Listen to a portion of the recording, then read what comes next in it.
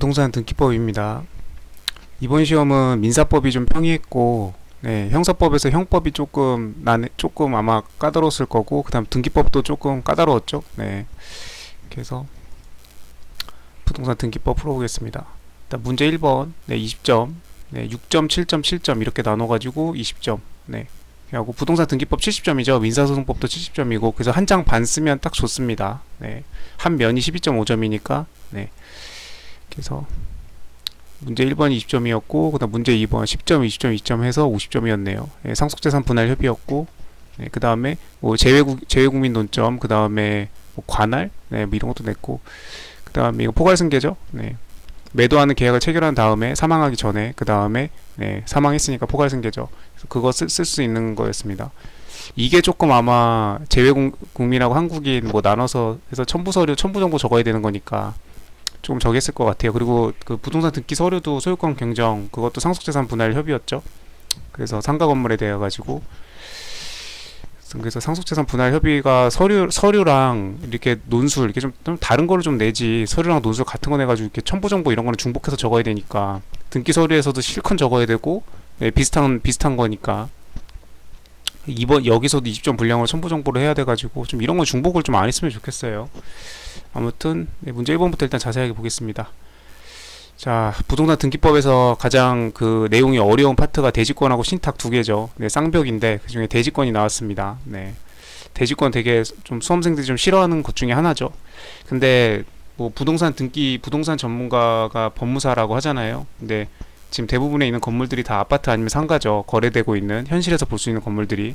물론 뭐 시골의 주택가들도 있고, 그 다음에 이제 도심지에도 뭐 고급주택, 뭐 평창동 이런 식으로 그 이제 주택이 있긴 한데, 대부분 우리들이 이제 그 실생활에 이용하거나 보이는 것들은 대부분 다 아파트 상가죠. 다 구분 건물, 집합 건물이기 때문에 대지권은 꼭 반드시 정복을 해야 되는. 그래서 등기 서류에서도 작년에 그 집합 건물로 나와가지고 부동산의 표시를 일동의 건물의 표시, 그 다음에 전유 부분인 건물의 표시, 그 다음에 대지권의 표시, 그렇게 해서 적는 거 작년에도 나왔고, 올해는 상가 건물로 해가지고, 상가도 어차피 똑같이 집합 건물이니까 그래서 일동에 그 나눠가지고 적는 거, 부동산 표시 적는 거, 올해도 그게 논점이었죠, 등기 서류에서. 아무튼 대지권은 이모 저모 중요하다. 그리고 대지권은 처음에 공부할 때 좀 어렵습니다. 어렵고 좀 이렇게 처음에 강의 들을 때 막 뭔 말인지, 무슨 얘기 하는 건지, 막 뭐 대지권의 표시를 어디다가 표시를 해야 되고, 뭐 건물 등기 기록에 어떻게 하고, 뭐 토지 등기 기록에 뭘 어떻게 해야 되고, 뭐를 직권으로 해야 되고, 막 엄청 복잡해요. 그 조문이 이제 등기법이랑 등기 규칙에 퍼져 있는데, 이게 법전에 조문이 있다고 해가지고 이걸 공부를 안 하고 들어가면 조문이 있어도 이걸 제대로 적기가 힘듭니다. 이따 보면서 설명할 건데, 그래서 결론은 당연히 공부를 다 해야 되죠. 법전이 있다고 해가지고 공부를 안 해도 되는 건 아니죠. 그래서 나왔습니다. 대지권의 목적인 아래의 Y토지와 W토지, 보통 X토지, Y토지라고 하지 않나요? 이걸 왜 또 Y토지, W토지라고 했죠? 그냥 이런 것들이, 이런 디테일들이 저는 이렇게 눈에 들어와요. 보통 X, Y 이렇게 하잖아요. 뭐 또 있으면 Z, X, Y, G라고 하나? Z라고 하나? 하여튼 그런 식으로 나가는데 왜 Y토지랑 W토지라고 했을까? 그쵸? 여기는 X가 없네요. 아무튼 Y토지하고 W토지 두 개를 줬습니다. 여기서 뭐 딴 건 없고, 여기 소유권 대지권이죠. 대지권은 소유권도 되고, 기본적으로. 그 다음에 지상권, 뭐 임차권 이런 것, 전세권 이런 것도 가능하다고 법조문에 나와 있죠.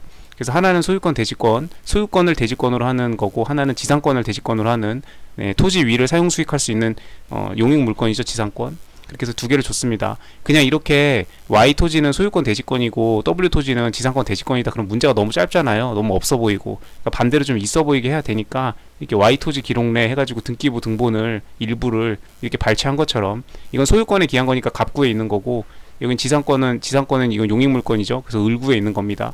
그렇게 해가지고 등기부 등본을 뭔가 있어 보이게 줬습니다. 다른 거는 다 볼 거 없고, 여기 지상권 대지권, W는 지상권 대지권, Y는 소유권 대지권이구나. 이거를 그냥 말로 주면 너무 문제가 적고 너무 이렇게 휑하니까 이렇게 그냥 뭔가 있어 보이게 그냥 등기부 등본을 이렇게 준 거예요, 일부를. 자, 그렇게 해서 이거 두 개를 비교해서 적으란 얘기입니다. 자, 이제 이렇게 비교해서 적을 건데, 그 전에 대지권하고 대지권 등기에 대해서 간략히 설명해 봐라. 대지권과 대지권 등기에 대해서 간략히 설명해 봐라. 이렇게 해서 우리가 민법에서 배우는 소유권, 점유권, 그 다음에 이제 용익물권, 지상권, 지역권, 전세권이 있고, 그 다음 담보물권, 유치권, 질권, 저당권, 이렇게 해서 그 권리들을 배우죠. 그런 권리들은 소유에 대한 권리니까 소유권, 그 다음에 뭐 점유에 대한 점유를 할 수 있는 권리니까 점유권, 전세를 했기 때문에 전세에 대한 권리 전세권, 임차를 했으니까 임차에 대한 권리 임차권, 이런 식으로 그 명사에다가 그냥 권자를 붙여서 이렇게 만듭니다. 그런데 유일하게 우리가 배우는 권리 중에 그렇지 않은 게 이 대지권이죠. 이 대지에 대한 권리가 대지권이 아니고 대지에 대한 권리는 대지 사용권이라는 다른 단어가 있죠. 그렇기 때문에 이 대지권은 대지 사용권을 전제로 하는 거기 때문에 문제는 이렇게 나왔지만 이걸 설명할 때 물론 대지 사용권부터 설명을 해야겠죠. 대지 사용권이라는 거는 우리가 생각하는 대지에 대한 권리, 즉 건물은 토지에 기반해서 하울에 움직이는 성이 아닌 이상이야 건물은 반드시 토지를 기반으로 서 있을 수밖에 없죠. 부동산이 실물 부동산이기 때문에.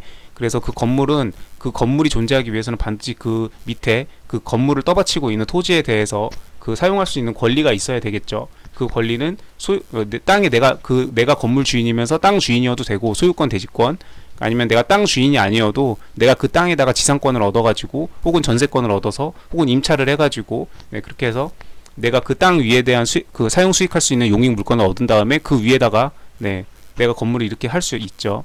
그래서 그 대지에 사용할 수 있는 그 권리를 가져야 된다. 왜냐하면 건물은 공중에 붕 떠 있을 수가 없으니까.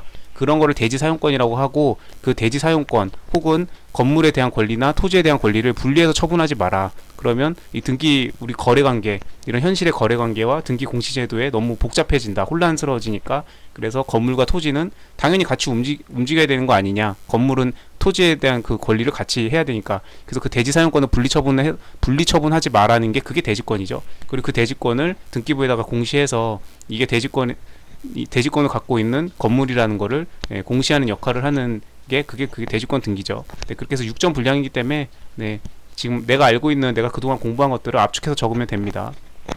다만 대지권 등기는 건물 등기부 등기 기록에다가 하는 거죠. 대지권이니까 토지에다가 하는 거 아니에요. 토지에다가는 대지권의 목적이 된 뜻의 등기를 하죠. 그렇게 해서 건물 등기부에다가 대지권 등기를 하는 거는 건물 등기부만 봐도 따로 토지 등기부를 보지 않아도 되도록 그런 내용들을 압축해가지고 6점 분량으로 쓰면 됩니다. 6점이면 한 면이 12.5점이죠. 그러면 한 페이지 한 면에 반 정도만 써야 되니까 정말 압축해서 적어야 돼요. 이거 3점, 이거 3점이니까. 그리고 대지권에 대한 거는 법조문에 나와 있죠. 부동산 등기법 40조 3항을 보면 구분 건물에 이렇게 해가지고 대지 사용권 나오고, 이거를 분리하여 처분할 수 없는 거, 이거를 대지권이라고 합니다. 대지에 대한 권리가 대지권이 아니고 대지에 대한 권리는 대지 사용권이라고 하고, 이거를 분리처분할 수 없는 게 그게 대지권이죠. 이 분리처분할 수 없다는 거에 대한 내용은 집합건물의 소유의 관리에 대한 법률, 이거는 우리 법전에 없죠. 그래서 등기법 문제에 보면은 뒤에 무슨 별첨 서류를 뭐 이렇게 무슨 민사 서류 마냥 잔뜩 줬죠. 그래서 봤더니만 집합건물의 소유 및 관리에 관한 법률, 이걸 통으로 줬습니다. 여기서 볼 거는 그 맨 뒤에서 두 번째였나? 그 분리처분할 수 없다, 이 내용, 이거 참조하라고 이거 준 거예요. 사실 볼 필요가 없죠. 이거 굳이 조문 보지 않아도 건물과 분리처분할 수 없다는 게 대지권이라는 건 당연히 알고 시험장에 들어갔어야 될 거니까 그렇게 해서 별첨자료 준 거고, 그 다음에 하나 더 준 게 별첨자료 뭐 제외공간법이었나? 그거는 이제 여기 뒷문제, 여기 제외국민 미국 시민권자 나오죠. 이것 때문에 거기 있었던 겁니다.